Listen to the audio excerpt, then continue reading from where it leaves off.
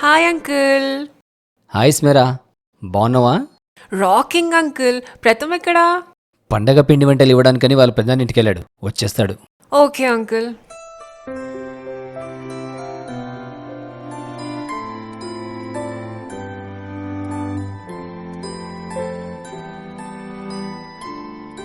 ఏం చేస్తున్నావమ్మా? Social media use చేస్తున్నా uncle. Social మీడియాని నువ్వు యూజ్ చేస్తున్నావా లేదా సోషల్ మీడియా నిన్ను యూజ్ చేస్తుందా? రెండిట్లో డిఫరెన్స్ ఏంటి? అర్థం ఒకటే కదా. లేదమ్మా, చాలా తేడా ఉంది. మేం మీ ఏజ్లో ఉన్నప్పుడు పెద్దవాళ్ళు కనిపించగానే కాళ్ళకి దండం పెట్టి పలకరించేవాళ్ళం. అదే ఇప్పుడు జస్ట్ హాయలతోనే అయిపోతుంది. అంటే ఇప్పటి రోజుల్లో మీరు కూడా కాళ్ళకి దండం పెట్టేయాలనే అంత పెద్ద కోరికలైతే మాకేం లేవు.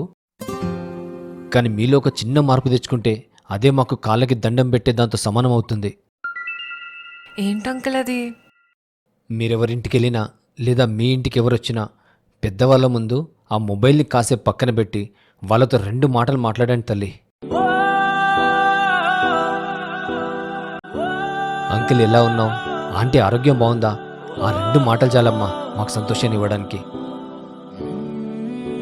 సోషల్ మీడియాని నువ్వు యూజ్ చేయడం, సోషల్ మీడియా నిన్ను యూజ్ చేయడంలో తేడా ఏంటో తెలుసా అమ్మా?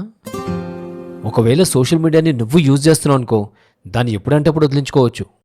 కానీ అదే సోషల్ మీడియా మిమ్మల్ని యూజ్ చేస్తుందనుకో, దాన్ని వదిలించుకోవడం మీ తరం కాదమ్మా. సోషల్ మీడియా యూసేజ్ని మీరు కంట్రోల్ చేయగలగాలి, అది మిమ్మల్ని కంట్రోల్ చేయకూడదు.